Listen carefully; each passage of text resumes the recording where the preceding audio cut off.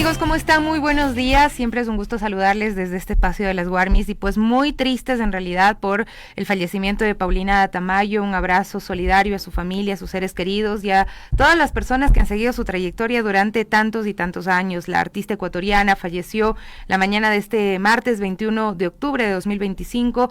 Esta información fue confirmada a través de su cuenta de Instagram. La Grande del Ecuador, una leyenda de nuestra música, nos deja un legado que vivirá por siempre. Su voz queda en el corazón de todo un país, se lee en el comunicado de su cuenta oficial. Y por supuesto habrá tiempo para repasar su trayectoria, su vida, sus canciones, su forma de ser, lo carismática que era y cómo llevaba mucho amor y mucha música a cada uno de los rincones del país. Creo que es una de las artistas que ha recorrido cada uno de los rinconcitos, desde los más pequeños hasta las ciudades más grandes del Ecuador.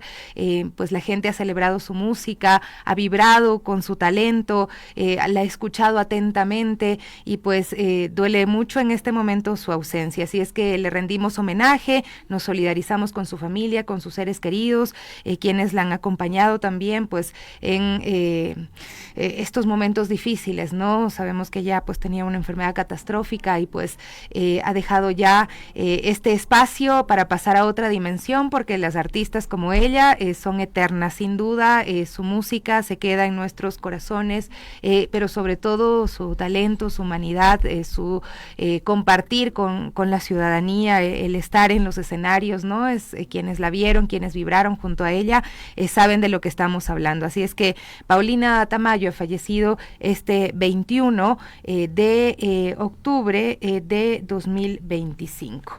Bueno, son las 9 de la mañana con 8 minutos. Vamos a hacer ya un repaso de lo que pasa y ocurre en el país, empezando por revisar las vías que están a esta hora también cerradas. Queremos hacer ese repaso. Antes, plantearles la encuesta del día. ¿Creen la palabra del gobierno de mantener el subsidio al gas y no incrementar su precio?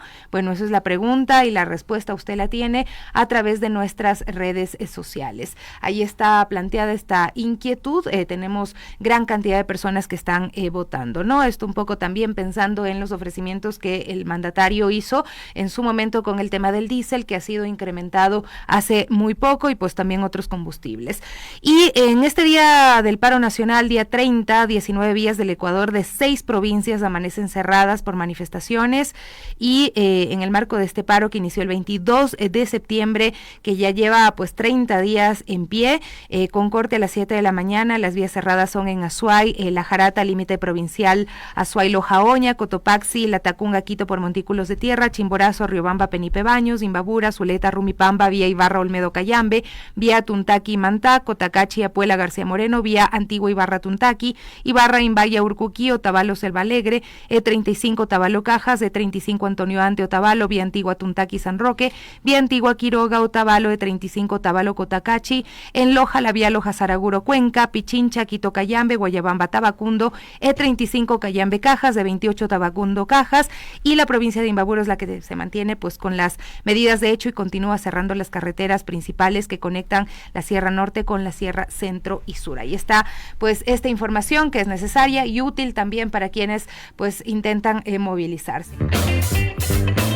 Bueno, tenemos en esta mañana varios temas y varios reportes también. Estamos en las calles, en la comunidad. Nuestra compañera Diana Dávila se encuentra en San Miguel del Común conversando con la gente que vivió momentos de terror durante el fin de semana. Ella recogió el testimonio de algunas personas que resultaron afectadas por la represión y también nos informa que Jaime, pues lastimosamente perdió su ojo. El caso que les contábamos ayer, esas imágenes que se vieron, pues un completo abuso policial donde esta persona, Jaime, sale a pedirles que por favor dejen de lanzar gas lacrimógeno dentro de las viviendas donde hay niños, niñas, donde hay personas vulnerables, y el policía a traición, él sin haber provocado, sin haber agredido, estando desarmado, le propina un disparo directamente en el ojo con perdigones, lo que ha provocado la pérdida de su ojo. Vamos a conectarnos. Diana, buenos días. ¿Qué novedades nos tienes desde San Miguel del Común?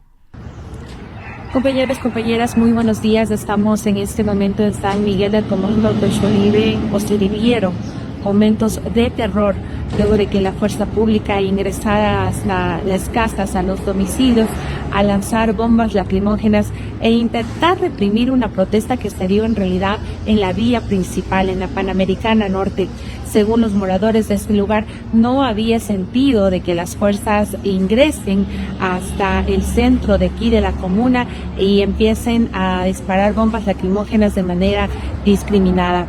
Tal es así que pudimos conversar con una de las comuneras quien nos comentó cómo vivió estos momentos de terror durante este fin de semana, en donde incluso se rompieron algunas de sus ventanas y fueron afectados también menores de edad. Estuvimos yo con mi cuñada, mi sobrina de 5 años y mi hija de 9 años. Estuvimos adentro, como se dio en las cámaras y todo esto. Los policías entraron y lamentablemente se llevó mi ventana de acá arriba. Estaba tapada por si acaso porque no se sabe cuándo vuelvan las represiones. Rompieron ahí, lamentablemente entró una bomba a casa, quemó la cortina, se quemó el coche y ese día mismo también se rompió otro cristal y se rompió también un cristal también en la casa de mi abuelo. Lamentablemente también mi abuelo estaba enfermo, estaba un poquito delicado de salud y así se reventaron también este cristal. Tuvimos, después de lo que reventaron este cristal, tuvimos que salir inmediatamente porque las niñas no aguantaron, estaban llorando, estaban asfixiadas y nos fuimos corriendo porque realmente estaba más adentro que afuera. Y hay evidencias, hay evidencias que entraron los policías, tiraron bombas y no es que tiraban solo a la calle, tiraban en mi casa. Yo tuve 5 bombas de arriba en mi terraza, tenía perros, tengo 2 perros, un gato y se asfixiaban también ellos. Otra de la información que recibimos de parte de los comuneros es que Jaime perdió definitivamente su ojo luego del disparo que recibió el fin de semana. Nos comentó que incluso ese día llamaron al ECU 911, pero la ambulancia nunca llegó, por lo que tuvieron que llevarle en camioneta hasta el hospital de Calderón. Escuchemos lo que nos dijo respecto a la situación de Jaime. Entonces me llega el proyectil al ojo, de la desesperación el compañero saca, dice que es como una pastilla, una esquila, saca del ojo. Tal vez hizo mal, tal vez hizo bien, pero de la desesperación dice que saca. Al momento que ya cae, ya de dolor, del desmayo, no había, llamaron los compañeros que estuvieron, socorrieron en el momento, llamaron al 912, no llegó. Gracias a las compañeras, en lo mínimo se pudo ayudar con las compañeras que están preparadas para medicinas, que nos dieron una mano, pudieron hacer algo. Pero no eran solo eso, necesitaban trasladar al hospital donde le metan por emergencia. Acudieron al hospital universitario donde les comunican que no hay esa especialidad, que buscan otra casa de salud. Y entonces llegan con la misma camioneta, llegan al Radio Marín, donde ahorita está el compañero con este pronóstico médico. Entonces llegan ahí, gracias a Dios le pueden ingresar al hospital por esta casa de emergencia. Atrás de eso, dice la compañerita esposa, atrás de eso llega la Policía Nacional vestidos encapuchados a amedrentar al compañero que estaba allá intervenido ahí. Entonces, desde que le ha dicho los policías que de aquí sales detenido. Pues gracias a los médicos de ahí, se paran duro, le dicen a los señores policías que ustedes no tienen por qué amedrentar al enfermo, ahorita está en estado crítico, por favor salgan. Entonces eso es lo que ha estado pasando. Al momento, compañeros, nos encontramos en San Miguel del Común y vamos a continuar recogiendo testimonios de las personas que han vivido estos días de terror y que dicen van a continuar de pie aquí pese a la represión que se está dando, pues consideran que las medidas económicas del gobierno nacional están afectando fuertemente sobre todo a la clase popular y a las personas en pobreza. Continuamos con ustedes. Muchísimas gracias, Dianita. Bueno, San Miguel del Común, ustedes saben, es una comuna quichua de Calderón que volvió a ser nuevamente escenario de protestas, enfrentamientos y de represión, sobre todo en el norte de Quito. Pero, ¿qué es San Miguel del Común, no? ¿Y por qué tiene tanta relevancia en la historia social de la capital? Pues bueno, es una comuna, primero que es ancestral, ubicada en esta parroquia, forma parte del pueblo quitucara de la nacionalidad quichua y es sujeto de derechos colectivos reconocidos en la Constitución del Ecuador. Ecuador. Lo que pasa es que todo esto se desconoce, hay mucha ignorancia dentro de la policía en torno a esta organización social, ¿no? Es un territorio que mantiene viva una estructura de organización comunitaria que combina lo ancestral con lo moderno, tiene un cabildo, una asamblea comunal con los espacios donde se decide sobre temas, sobre obras, convivencia, manejo del territorio, conforme a la ley de organización y régimen de las comunas, ¿no? También funcionan espacios dedicados a la medicina tradicional andina, hay un centro cultural, Humayacu, donde los sanadores realizan rituales de limpieza, curaciones, usan plantas medicinales, es decir, son prácticas que se han ido transmitiendo también de generación en generación y que conservan la identidad cultural de este pueblo quichua en medio del crecimiento urbano del norte de Quito. Son lógicas y dinámicas que obviamente desde lo urbano no se entienden, desde lo occidental, ¿no? A lo largo de los años, San Miguel del Común ha mantenido una activa relación también con el municipio de Quito, se han impulsado obras de agua potable, de alcantarillado, espacios comunitarios y siempre a través de mingas, a través de convenios. Lo comunitario es muy fuerte, ¿no? Entonces también tienen una capacidad de negociación, de autogestión, han conseguido proyectos como estadios, casas comunales, programas de reforestación, huertos medicinales, ¿no? Así es que no solo se representa una comunidad organizada, sino también es un símbolo de resistencia cultural y política que está defendiendo su territorio, su identidad y sus derechos a decidir sobre su propio desarrollo. Para entender un poco más, para darle contexto a lo que significa esta comuna y pues otras comunas también que están también en el distrito metropolitano de Quito. Bueno, vamos a saludar a nuestro invitado, le agradecemos muchísimo por conectarse a esta hora en el tema del día. Tema del día.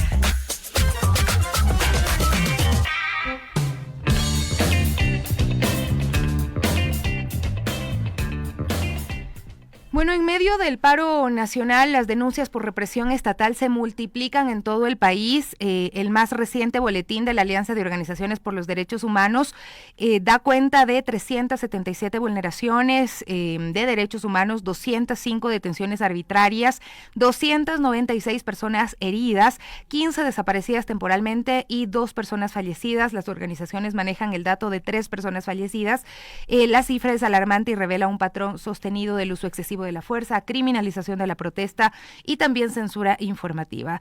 Vamos precisamente a hablar de este tema frente a este escenario. Vamos a conversar con Alexis Ponce, histórico defensor de los derechos humanos, para analizar la gravedad de las violaciones cometidas, el rol de las instituciones del Estado, de la policía y los desafíos que enfrenta la sociedad ecuatoriana por el derecho a la protesta, ¿no? Para defender esto como un derecho.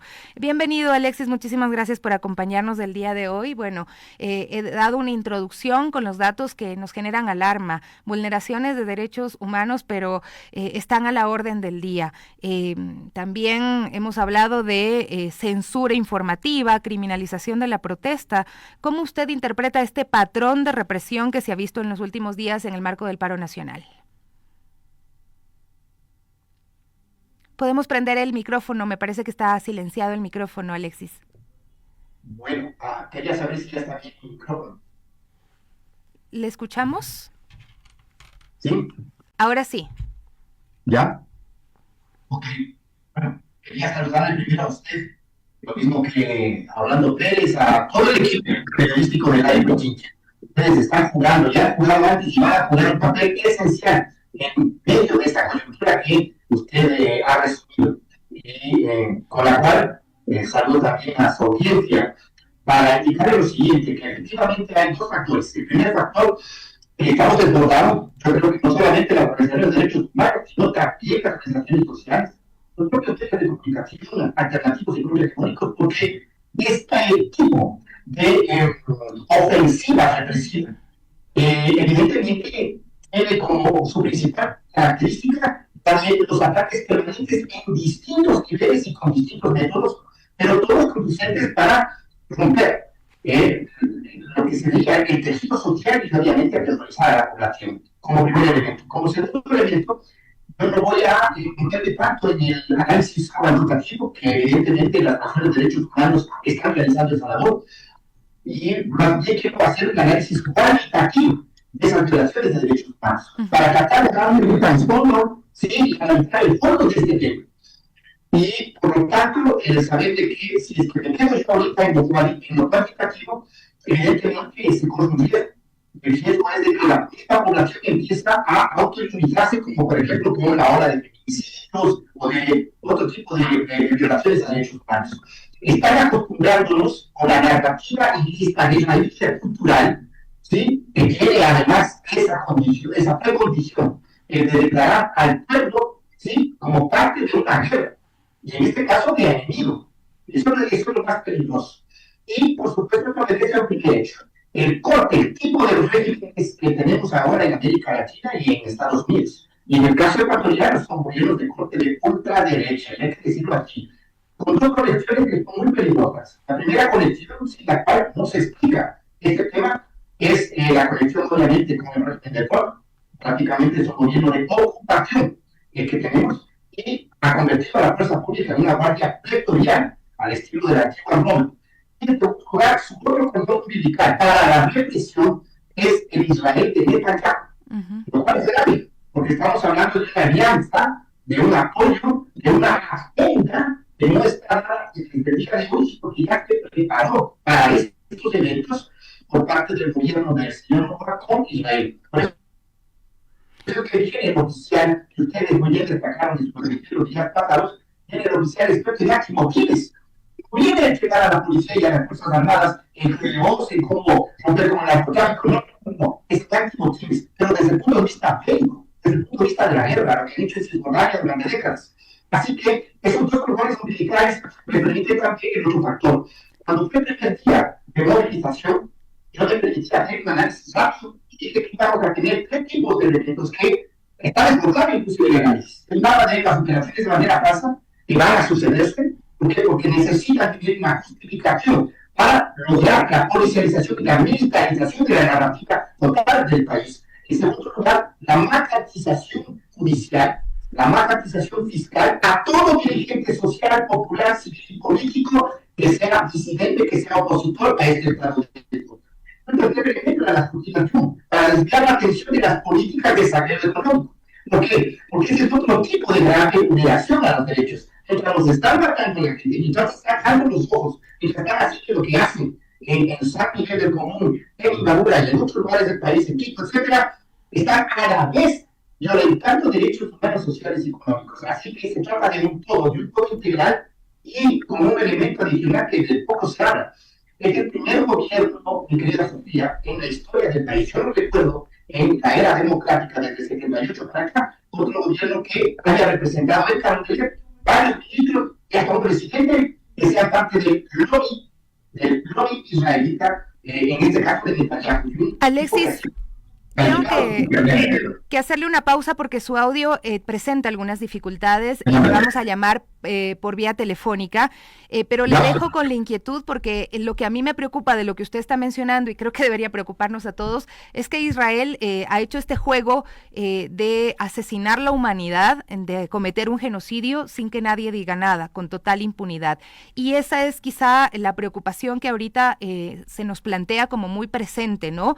Si es que los policías, los militares que están cometiendo estos hechos, pues creen que siempre van a tener impunidad.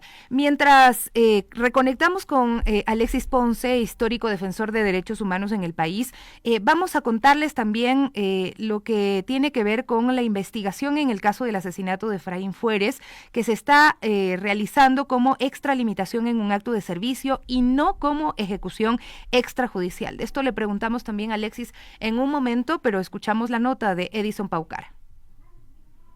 La energía. Efraín Fuérez fue asesinado a las 6:30 del domingo 28 de septiembre. El comunero, quien era padre de 2 hijos y tenía 46 años de edad, murió luego de recibir un impacto de bala por parte de la fuerza pública, mientras se registraban enfrentamientos entre manifestantes y militares a la altura de la zona del partidero Cotacachi-Barra, en la provincia de Imbabura. 18 días después de los sucesos, la Fiscalía investiga este crimen como un presunto caso de extralimitación en un acto de servicio y no como ejecución extrajudicial. Así lo confirmó Diana León, miembro de INRED, organización que representa legalmente a la familia de la víctima dentro de esta causa. León señaló que la investigación inició de oficio la Fiscalía, Sin embargo, la causa de extralimitación en un acto de servicio no representa la realidad del delito cometido por parte del Estado. Es importante mencionar que, si bien es cierto, Fiscalía inició de oficio la investigación por extralimitación en un acto de servicio, este no representa la realidad, ¿no?, del delito cometido por parte del Estado, el que nosotros consideramos que es la ejecución extrajudicial. Sin embargo, en las investigaciones que van a seguir en curso, hay que seguir recabando los elementos del tipo penal de ejecución extrajudicial para que, claro, se lleve a juicio a los responsables de este delito. La abogada además agregó que se ha solicitado información al Ministerio de Defensa y al Ejército sobre las personas que estaban a cargo del operativo realizado el día del asesinato de Fueres. Sin embargo, hasta el día de hoy no hubo ninguna respuesta.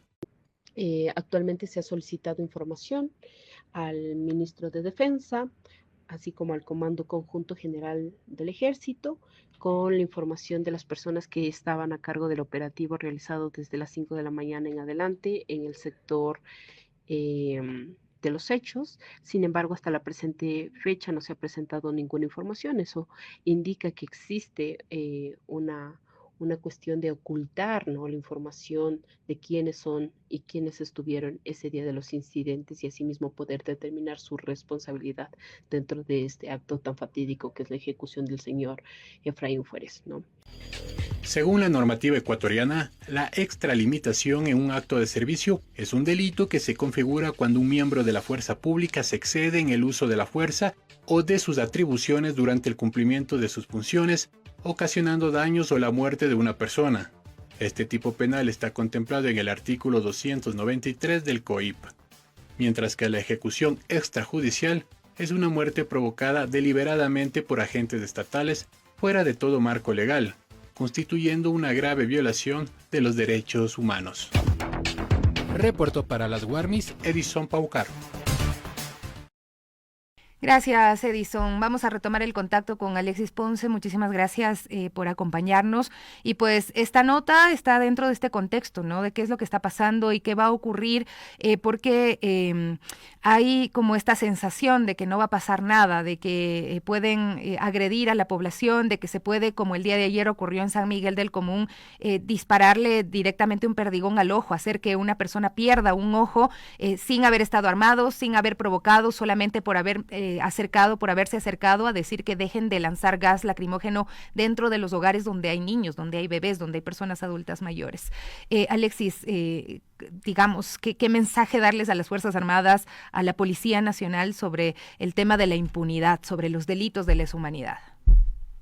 Bueno, hay un mensaje que les está dando el gobierno y del cual hay que responsabilizar al señor Noboa y a todo su gabinete de seguridad y defensa y gobierno. ¿Por qué? Porque en mis 36 años de defensor de derechos humanos puedo certificar que ningún policía, ningún soldado realiza este tipo de actos delincuenciales en contra de la vida y los derechos de la población civil si es que no tiene el aval, el permiso y sobre todo las garantías futuras de impunidad, para esos crímenes de lesa humanidad. Es decir, el discurso y la narrativa ya vienen dados, no se olvide, desde la época de Lazo, posteriormente por el señor Noboa, y ahora mucho más en esta coyuntura, en donde es muy seguro que baja a los altos mandos y después hacia los cuerpos antimotines en cada lugar donde reprime salvajemente. Y ese debe ser la orden. No se preocupen que vamos a amnistiarlos, que vamos a proceder a defenderlos y a evitar de que juzgados, fiscalías, que además son parte del propio intravial, puedan a ustedes sancionarles. Ahora, esa es la narrativa de un régimen ligado muy fuertemente a un criminal al cual ha declarado aliado como el señor Netanyahu. Estamos viviendo la israelización de las fuerzas antimotines del Ecuador. Y esto es muy peligroso y grave. Pero además, les quiero decir a los oficiales que nos escuchen, a los policías rasos que están cometiendo estos delitos. Pueden salvarse las autoridades civiles porque tienen las posibilidades de escapar, pero ellos no pueden escapar. No pueden escapar batallones enteros fuera del país ante un hecho, no ante la fiscalía de la señora Salazar, no ante los juzgados que no están cumpliendo su papel, ni la Defensoría del Pueblo, ni nadie, en una institucionalidad que está legitimando este tipo de barbarie. Pero quiero decirle de que hace más o menos unos 3 días hicimos una carta pública, mundial y también nacional, nada menos que con ex jueces de la Corte Interamericana de Derechos Humanos, como Raúl Eugenio Zaffaroni, como el famoso juez Baltasar Garzón, que además fue asesor para la Fiscalía de la Corte Penal Internacional. Y en los puntos 5, 7 y 8 se le advierte a la fuerza pública y al gobierno que están cumpliéndose ellos, con este despeñadero al que le llevan al país, todas las condiciones para que vayan siendo procesados en Corte Penal Internacional. Y de eso no se van a salvar, señores oficiales. Es decir, acá en el país quizá está difícil, pero a nivel internacional en algún momento habrá que rendir cuentas, ¿no? Y esto ya lo hemos visto en nuestro país y en otros países donde después de que se cambian de estos regímenes autoritarios, pues empiezan las investigaciones y empieza a conocerse la verdad sobre los hechos, ¿no? Quiénes dan las órdenes, quiénes son responsables de lo que está pasando y de cómo se está militarizando y volviendo escenarios de guerra estos territorios donde hay niños, donde hay mujeres, donde hay personas vulnerables. Pero ¿cómo evalúa también el silencio de algunas instituciones que deberían hablar, que deberían actuar en este momento? Bueno, es decir, lo que era el Ministerio de Derechos Humanos, que ya ha pasado a ser una secretaría, imposible esperar algo, aunque dentro de sus funciones entiendo estaría, ¿no? Pero ¿qué instituciones sí deberían estarse pronunciando? Bueno, la única institución, y más que institución, un bloque legislativo, legisladores de oposición, como es la Revolución Ciudadana, el bloque de Pachacuti, que no se fue con este régimen, son los que dan la cara, son los que han sacado la cara por el país. Recientemente han formado inclusive un Frente Parlamentario de Derechos Humanos, al cual hay que apoyarle y hay que decirle que tiene que proceder a tener un enclave con la sociedad civil urgente internacional, porque efectivamente tenemos un problema. Fuera de determinados relatores o instituciones de derechos humanos del exterior, todavía falta por desentrañar y por aplicar este tema que yo le digo de la Corte Penal Internacional. Ahora, este señor sin escrúpulos evidentemente tiene silenciados a el aparato judicial, a la Defensoría del Pueblo, a la Corte Constitucional cada vez que puede, etcétera. Por lo tanto, la situación es totalmente diferente a la Argentina, que sancionó y enjuició a los represores, hasta más cercana al Chile, que no le enjuiciaba todavía a Pinochet y a los represores. Pero ojo, se pudo hacer a nivel internacional, que luego se desencadene en un mejor momento político de Chile, lo que se debe hacer en el Ecuador. Más que seguro que un señor con pocos escrúpulos les estará diciendo: yo soy amigo de Trump, yo soy amigo de Netanyahu, ni a él le ha podido coger la Corte Penal Internacional. No se preocupen, muchachos, continúen haciendo lo que están haciendo. Pero ojo, lo pueden hacer con el eslabón fuerte, pero la Corte Penal Internacional tiene un brazo largo, mundial, y el eslabón débil van a ser estos oficiales, van a ser esta guardia pretoriana que tiene que saber que, primero, en su génesis histórica, está pisoteando la historia de un ejército que tiene con nombres y apellidos a un Miguel Iturralde, a un Carlomagno Andrade, a un Rodríguez Lara, que primero ponían el respeto al pueblo y a su vida. Y en segundo lugar, un tema que me parece muy importante: están tratando de naturalizar ahora de manera desembosada lo que antes era calladito. La llegada del Mossad, el asunto del Pegasus, los decretos que hicieron para declarar enemigos a los enemigos de Netanyahu, tratando de desquiciar lo que se denomina la guerra interna en el Ecuador. Pero lo más preocupante es la llegada de estos oficiales de las FDI que están acusadas de delitos de lesa humanidad al Ecuador para el tema represivo, para el tema antimotines. Y creo que allí, no sé qué le parezca a usted, vale la pena la historia y la memoria. En el año 1998, el gobierno de esa época y sobre todo las Fuerzas Armadas de esa época le condecoraron no una, sino 5 veces al señor Pinochet. Todavía no teníamos jurisdicción universal ni Baltasar Garzón. El Ecuador fue el primer país que le puso con su sociedad civil, Enrique Adún, Osvaldo Guayazamín, defensores de derechos humanos, y yo presenté la demanda en la Corte Suprema de Justicia, que sabíamos que iba a responder como la que ahora va a responder, no detenerle al señor Pinochet. Hoy la situación es diferente, porque estamos firmando con Baltasar Garzón y con Zaffaroni y considerando la construcción de una demanda internacional de ese tipo, frente a lo cual tendrá muy pocos visos en ese instante de seguir reprimiendo como está reprimiendo a pueblos, como usted bien lo dijo, de manera ignorante, porque son doble delito. No solamente es derecho humano individual, es derecho colectivo lo que están haciendo. Y finalmente yo creo que es un tema muy importante. En el año 98 lo que hicimos fue públicamente, qué bárbaros esos videos, lo que hicimos en ese año fue públicamente decir, lo vamos a seguir a Pinochet. Yo creo que CONAIE, organizaciones sociales, ciudadanas, civiles, derechos humanos, tenemos la posibilidad y la necesidad de hacer exactamente lo mismo y preparar, aunque nos lleguen en el Ecuador, pero no a nivel internacional, con nuestra famosa abogada italiana, relatora de derechos humanos para los temas de genocidio, el detectar y el denunciar la presencia de este tipo acá. Alexis, le iba a preguntar sobre qué deberían hacer las organizaciones de derechos humanos, pero usted ya lo ha respondido, este es el planteamiento. Me queda por preguntarle qué puede hacer la ciudadanía frente a la violencia institucionalizada. Yo vi muy atentamente el reportaje que usted acabó de emitir con el equipo de Guarmis en la zona de San Miguel del Común, y obviamente en Otavalo y en otros lugares, Quito incluido, donde están actuando salvajemente como en la universidad, etcétera, etcétera.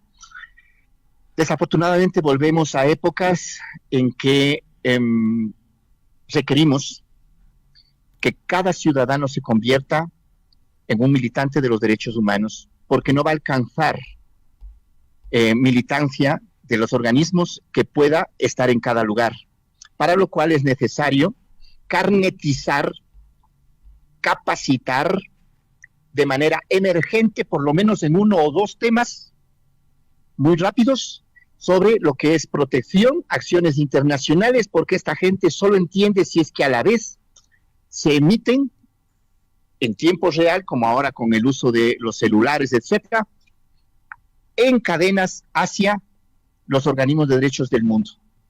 Es decir, que nos estén viendo en vivo y en directo Radio Pichincha, la gente de Amnistía Internacional, Human Rights Watch, etcétera, y eso lo puede hacer la población, entre otras cosas. Y finalmente, yo creo que es necesario, yo lo viví eso y lo vi, y además estuve allí en las caravanas que organizó el TATIC, el obispo Samuel Ruiz. Cuánta falta nos hace Monseñor Leonidas Proaño, Monseñor Luna Tobar, para que lideren una caravana hacia San Miguel del Común y hacia Otavalo, y en donde estén la sociedad civil, toda la sociedad civil para allá. En México se hizo eso cuando el ejército mexicano de esa época, 1994 a 1996, militarizó y hacía barbaridades de esta naturaleza.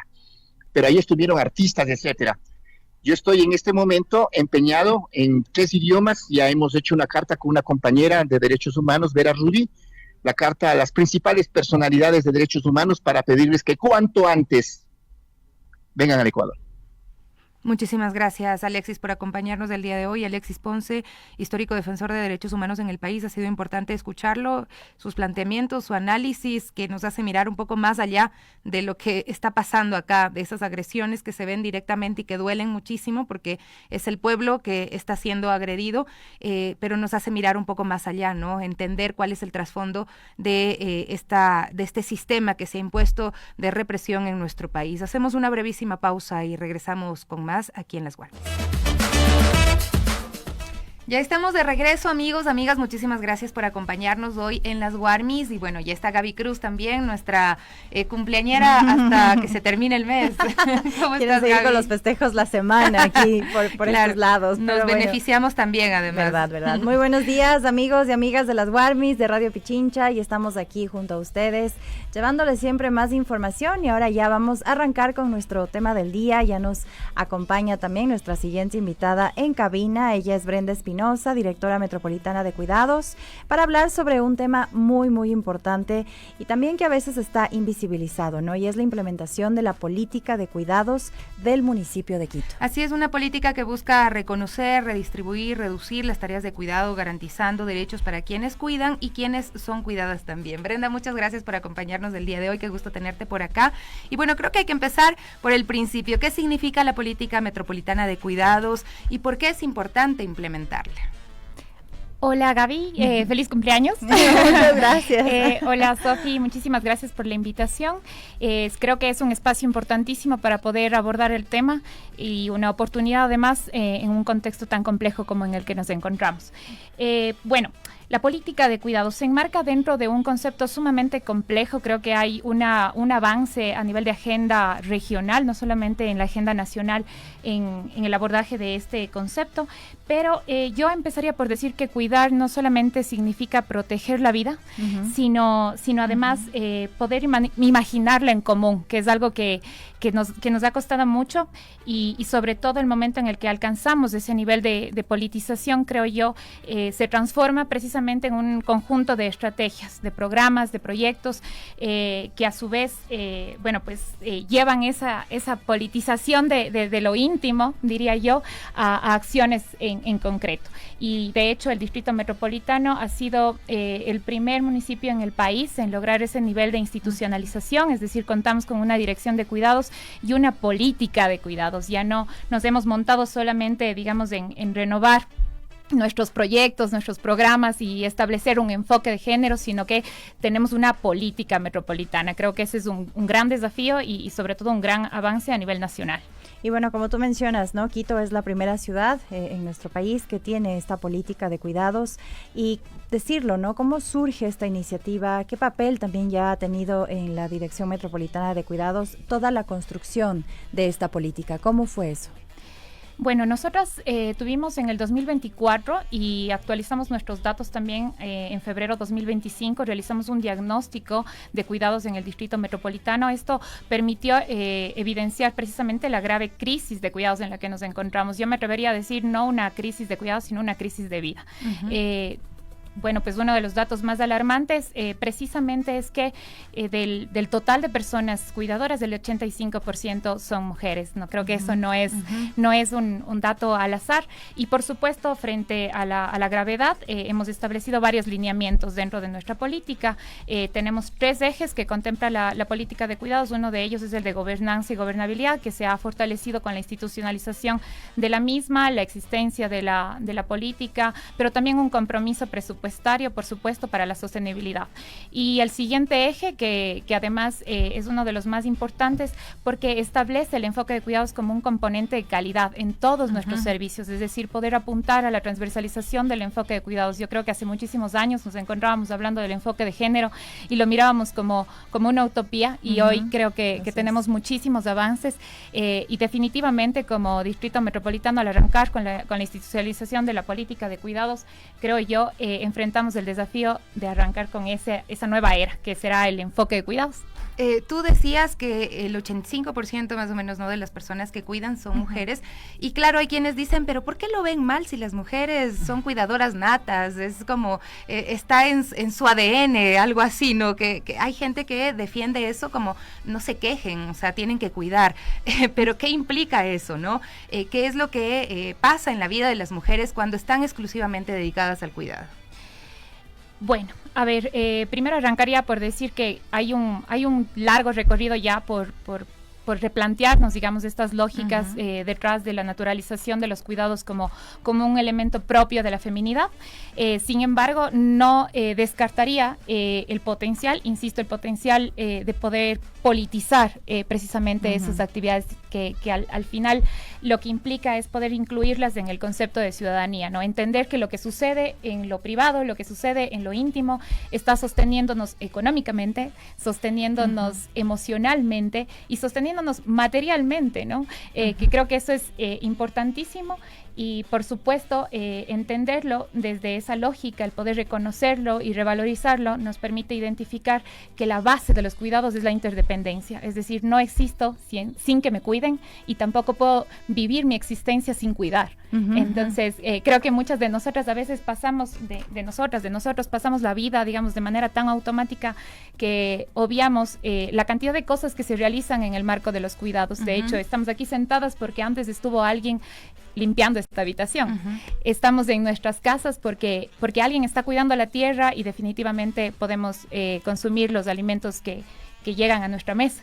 Y justamente esa automatización no solamente nos lleva a desvalorizar los cuidados, sino que además a invisibilizarlos, diría yo.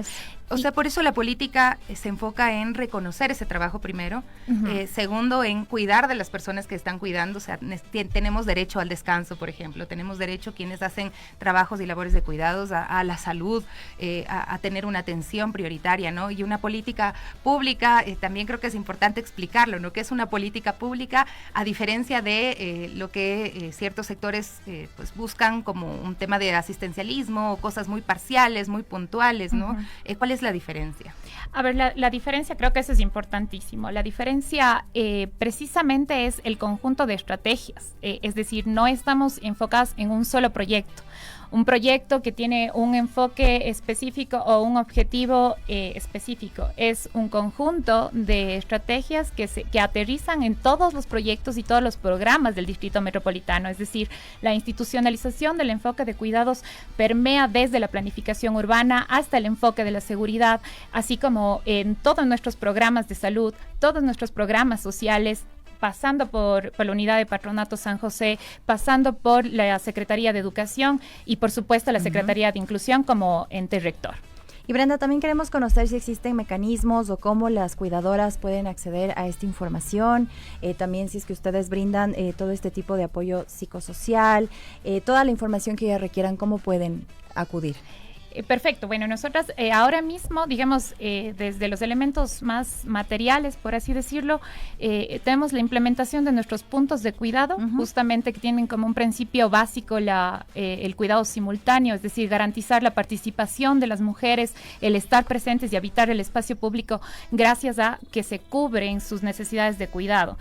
Actualmente, y creo que esto es importante mencionarlo, nos encontramos liberando aproximadamente 500 horas por punto de cuidado para el autocuidado de las mujeres, que es justamente uno de nuestros grandes servicios, el poder prestar el servicio de atención psicosocial, de autocuidado, y también, lógicamente, está el cuidado a las personas en situación de dependencia, y ese cuidado son horas liberadas. La simultaneidad del servicio, además de la prestación de un servicio complementario, está ahí la posibilidad de que ellas participen y se encuentren en nuestros espacios gracias a que sus niños, sus niñas, sus personas adultas mayores, sus personas con discapacidad están siendo bien atendidas. En nuestras casas por ahora, estamos en La Ecuatoriana, en Nueva Aurora, en Pizulí y también en Carapongo. Sin embargo, como les mencionaba, al ser una política, esto transversaliza todos los servicios del Distrito Metropolitano y lógicamente estaremos en otros espacios. ¿Cómo se está trabajando en los barrios, en las comunidades, para que esta política de cuidado tenga este enfoque territorial? ¿Hay esa respuesta positiva de parte de los líderes comunitarios, de las lideresas comunitarias? Sí, por supuesto. Estamos trabajando en la conformación de nuestra red de vecinos y vecinas por los cuidados. Son un conjunto de líderes y lideresas de todas las administraciones zonales comprometidas con la vida, porque esos son los cuidados, el seguir sosteniendo la vida, y creo que hay una apertura sumamente importante con el tema. Se han establecido varias líneas de trabajo, estamos construyendo la agenda comunitaria de cuidados y por supuesto esta agenda nace de la base de la participación, de las apuestas comunitarias por el trabajo de los cuidados, pero también tenemos un grande proceso de sensibilización. Estamos dentro de nuestros puntos, una de nuestras modalidades de servicio son los puntos comunitarios y dentro de ellos tenemos la conformación de un club de hombres jóvenes en cada una de nuestras instituciones educativas para la transformación de patrones socioculturales de los cuidados, porque lógicamente el análisis de género es la base, digamos, para poder ahí ir transformando la vida hacia los cuidados. Y bueno, Brenda, ya nos mencionaste esto tan importante, pero también cuáles serían otros próximos pasos, metas a corto, a mediano plazo, para ya consolidar esta política, ¿no? Este sistema metropolitano de cuidados aquí en la capital. A ver, creo que a corto plazo definitivamente hemos planteado algunas metas como fortalecer nuestra estructura municipal para garantizar los cuidados y con un enfoque de género definitivamente, porque el Distrito Metropolitano tiene un conjunto sumamente amplio de prestación de servicios de cuidados. Sin embargo, la transversalización del enfoque es un camino que estamos recorriendo, y a largo plazo, por supuesto, estará la instrumentalización de los diferentes ejes de la política en todos los espacios del Distrito Metropolitano. Es decir, creo yo, en seguridad, en planificación urbana, es un trabajo que no podemos dejar de hacer.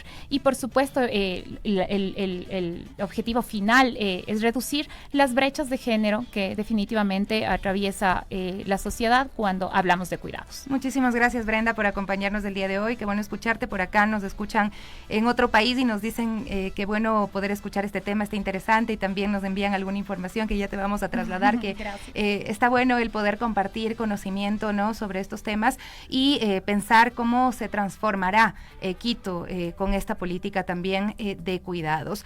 Antes de irnos a la pausa, tenemos la nota de nuestra compañera Jessica Almeida, porque organizaciones indígenas están exigiendo la cancelación definitiva de concesiones mineras. Así es, la Federación de Organizaciones Indígenas y Campesinas de la SUAY exige la cancelación definitiva de estas concesiones mineras y rechazan también la consulta impulsada por el gobierno. Escuchemos la nota en la voz de nuestra compañera Jessica Almeida. A un mes de la multitudinaria marcha del 16 de septiembre en Cuenca, la Federación de Organizaciones Indígenas y Campesinas de Azuay-Foa ratificó la lucha por Quinsacocha, que sigue firme. La FOA recordó que pese a la revocatoria de la licencia ambiental por parte del Ministerio del Ambiente, esta decisión se dio mediante una resolución débil y mal estructurada, lo que podría derivar en acciones legales por parte de la empresa minera Dune Precious Metal. Por ello, la organización insistió en que su demanda sigue siendo la cancelación definitiva de todas las concesiones mineras otorgadas a espaldas de la voluntad popular. Además, la Federación advirtió sobre una nueva amenaza, la consulta popular impulsada por el gobierno nacional que, según denunciaron, pretende abrir la puerta a cambios constitucionales regresivos. Frente a este panorama, el movimiento indígena y campesino de la SUAY llamó a hacer campaña por el no, en defensa de la vida, la soberanía territorial y la democracia de base. Asimismo, expresó su rechazo al archivo de la investigación contra el presidente Daniel Noboa, su esposa Lavinia Balbonesi y los directivos de Dune Precious Metal por presunto tráfico de influencias en el caso Loma Larga. Informó para las Guarmis, Jessica Almeida. Bueno, muchísimas gracias a Jessica por esta nota, y también estamos pendientes de lo que sucede en la provincia de la SUAY. Se cumplió hace poquito nada más, ya un mes de lo que fue esa marcha histórica que le decía basta a las concesiones mineras y sobre todo al cuidado y protección de esta zona de Quinsacocha. Así es, y bueno, ahora ya nos queremos trasladar hacia la zona de Imbabura, pues hay que mencionarlo, durante las recientes jornadas de protestas en nuestro país, las denuncias por uso excesivo de la fuerza militar y policial se han multiplicado. En Imbabura, las comunidades indígenas han sido escenario de graves hechos de violencia estatal que han dejado decenas de heridos, cientos de heridos. Entre ellos, 19 hombres de entre 18 y 52 años presentan lesiones de bala, perdigones y bombas lacrimógenas. Muchos también enfrentan ahora amputaciones, pérdida de visión y fracturas permanentes. Así es, ¿no? son realidades que se nos están pasando por alto. Para resguardar su seguridad, vamos a proteger la identidad de nuestra siguiente invitada, lideresa indígena, que ha documentado estos casos y acompañado también a las víctimas y sus familias. Queremos poder profundizar y que nos comparte un panorama de lo que está ocurriendo, que sentimos que es alarmante, las secuelas físicas, las secuelas económicas, las secuelas emocionales que ha dejado la represión y además hay una importante necesidad de poner el foco en la justicia, en la reparación frente a la violencia dirigida hacia los pueblos que históricamente han sido relegados, en este caso las comunidades indígenas, ¿no? Entender el patrón de la represión también es importante, un poco de lo que ya Alexis Ponce explicaba, ¿no? De cómo se están utilizando estos sistemas y mecanismos importados desde Israel y que están poniendo sobre los cuerpos racializados, los cuerpos indígenas, los cuerpos afrodescendientes, esta etiqueta de terroristas, ¿no? Para justificar, para deshumanizar y luego justificar todas estas agresiones. Muchísimas gracias por acompañarnos. Pues bueno, usted ha recopilado información sobre los heridos. La Alianza de Derechos Humanos habla de más de 290, sin embargo, heridas de gravedad.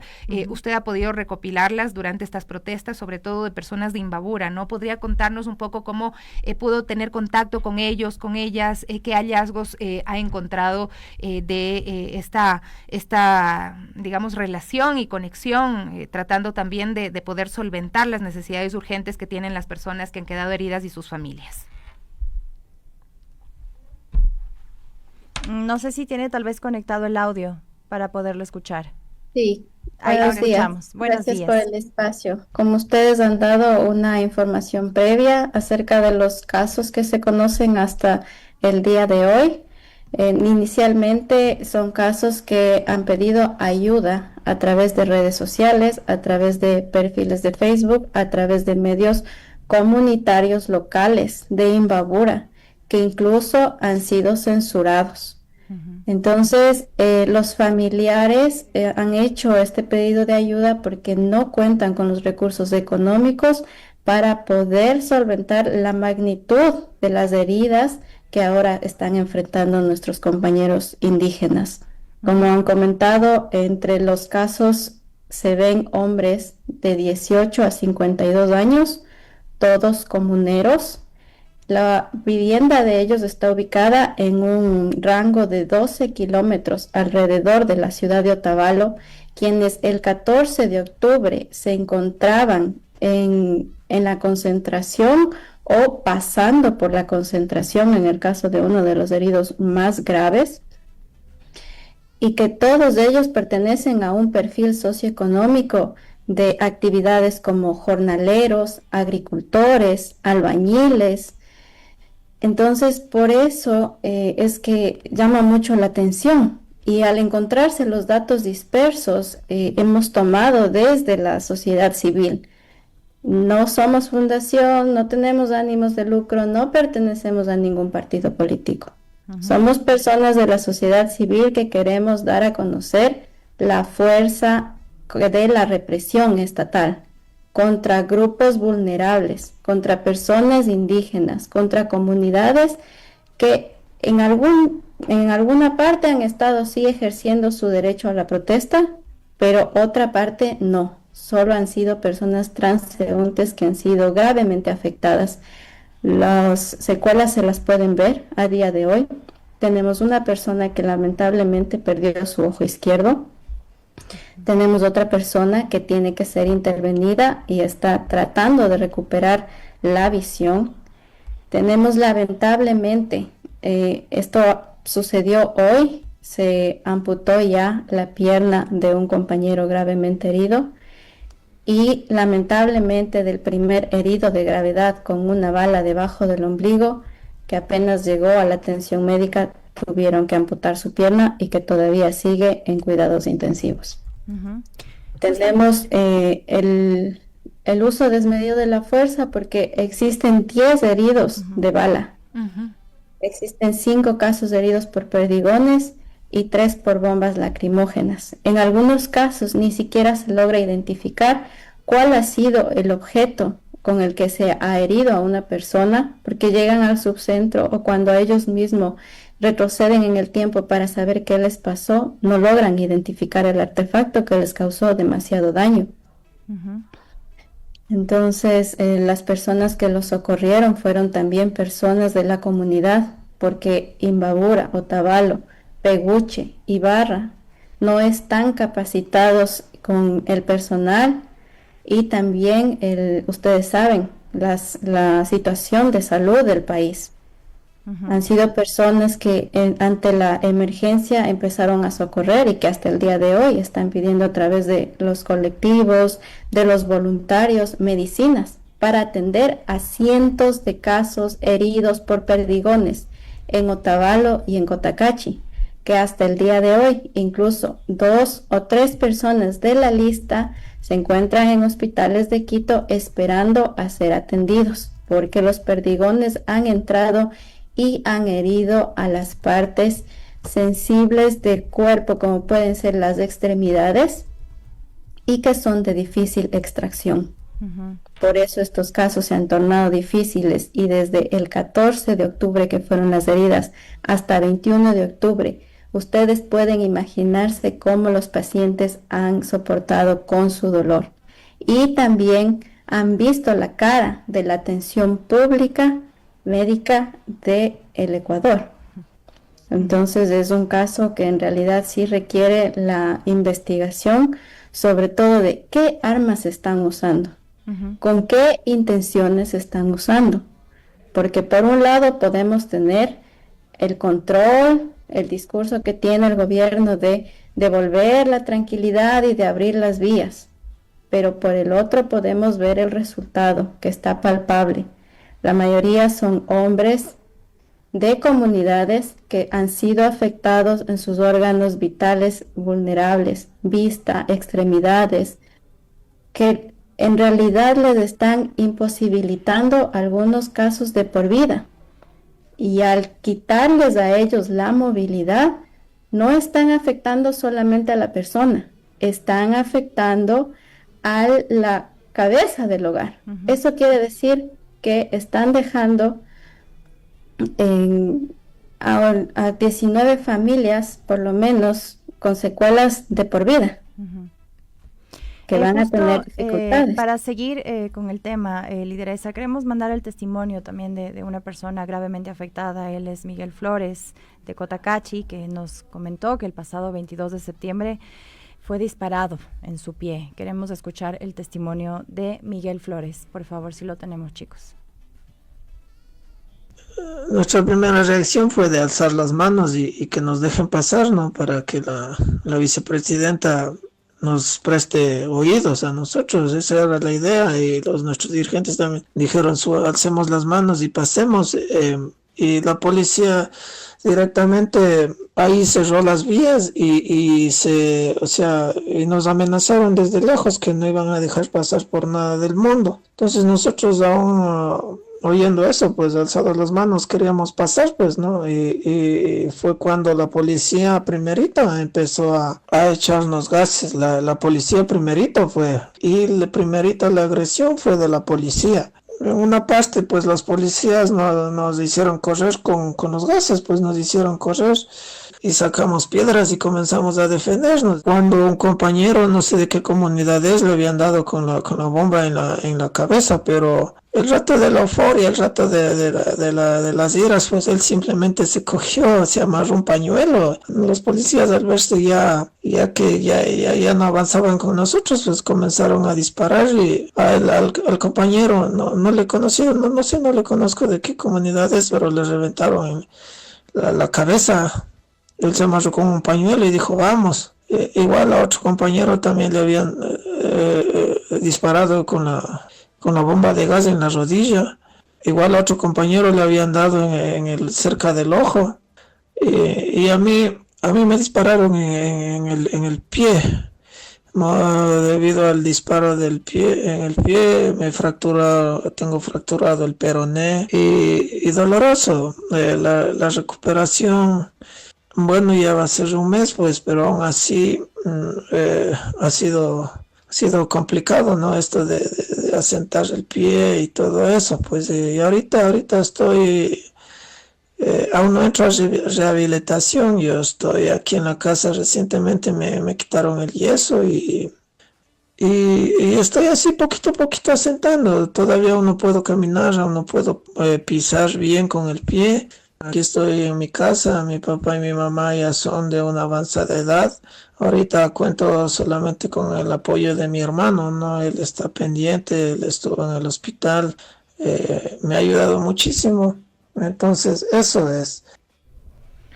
Y en este caso, la esposa de Miguel también padece de cáncer, ¿no? Y pues me contaba un poco más a profundidad que son comerciantes informales porque no encuentran otra forma de poder trabajar, que la atención médica pues que recibió fue pues casi nula porque el hospital no tenía los insumos médicos y que ahora enfrentan dificultades también muy graves, ¿no? Y es más o menos la realidad que viven todas las familias. Hay quienes están movilizados acá en Quito, familias que no tienen dónde quedarse, en el caso del señor José Lanchimba, por ejemplo. De todos modos hay una solidaridad que se ha juntado, hay redes sociales que han permitido llegar hacia los heridos y precisamente quisiéramos que nos cuente cómo podemos ayudar a las personas que requieren, en este caso, de esa juntancia y de esa solidaridad, de ese actuar en comunidad, que parece que en las zonas urbanas se nos hace a veces tan distante, pero hoy necesitan que actuemos de otra forma.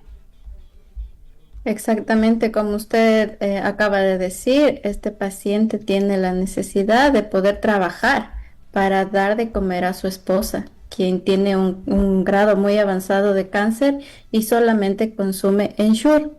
El Ensure tiene un costo elevado, es algo específico que él necesita conseguir y que desde el 22 de octubre hasta ahora ha pasado un mes que él no puede trabajar y pasará otro mes que afectará, como yo les decía, gravemente al ingreso económico familiar. Por lo tanto, al bienestar de cada familia, de todas las personas que han sido heridas. ¿Cómo se puede ayudar? Cualquier persona puede acercarse a donde se están realizando las colectas. El objetivo de realizar esta lista es para poder pasar a todas las personas que están haciendo llegar sus donaciones a las personas que han sido heridas de vulnerabilidad. Si ustedes dejan su contacto también, pueden tener la lista de las personas, sus contactos, para que las personas puedan acercarse directamente a ellos, les ofrezcan cualquier tipo de ayuda, será totalmente bienvenido. Sin embargo, les puedo mencionar que algunos de ellos, por el hecho de la premura de la atención, no pudieron ingresar a hospitales, fueron derivados a clínicas. Los tratamientos son costosos, van desde los $2,000 hasta los $25,000. En el caso del compañero que fue herido en la cadera, lado izquierdo, y ahora tiene un trasplante total de cadera.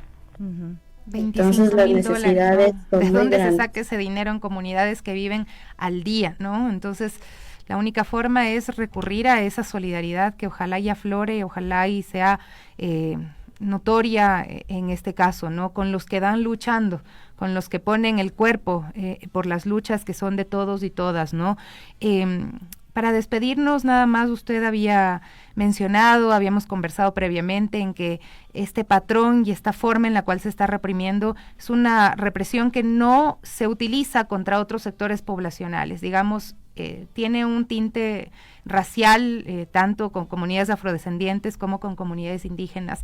¿Cómo leer esto y qué decir sobre el racismo que también está presente? Exactamente, yo pienso que una de las estrategias del gobierno ha sido minimizar al grupo indígena, llamarlo terrorista y tratar de dividir a la población en el propio territorio. Entonces, no nos dejemos llevar por ese discurso y también seamos claros, porque ante una herida de bala es evidente la orden que se dio desde el Ejecutivo. El uso de armas letales se pueden observar impactos de bala, impactos de bomba lacrimógena, impactos de perdigones. Eso va más allá de dispersar a la multitud o más allá del acto de cierto efectivo policial o militar. Eso nos revela que hay una especie de racismo institucionalizado por parte de las instancias de gobierno y que tienen el fin de hacer daño directamente a las personas en sus órganos vitales sensibles, como la vista, extremidades, las piernas, y de imposibilitarlos. Entonces, esto nos indica una represión sistemática, no un exceso individual de los militares o policías. Esto podemos ver que ha marcado el uso abusivo de la fuerza y el empleo de armas que son letales contra civiles y que por supuesto requiere investigación. Muchísimas gracias a la lideresa de Cotacachi, quien nos acompañaba hablando acerca de lo que ocurre en Imbabura, y ellos denuncian esta represión sistemática contra los manifestantes en el marco del paro nacional, y también hablando acerca de la situación de los heridos, que muchos de ellos están también en situación de gravedad y en este momento también en situación de vulnerabilidad, ¿no? Considerando que el costo de salud es elevado, el costo de las medicinas, no pueden acceder a salud pública, menos a salud privada, y es una situación muy compleja, y también es esta denuncia, ¿no? El uso excesivo de la fuerza policial y militar. Así es, Gaby, para quienes tengan la intención de ayudar, pueden hacerlo a través de los puntos de donación, pero también nosotros publicamos en nuestra web una nota que tiene el listado de alrededor de 19, incluso 20 personas que hoy están requiriendo ayuda. Ahí tiene usted los datos, los nombres, números de cuentas, si es que requiere hacer un depósito, por más pequeño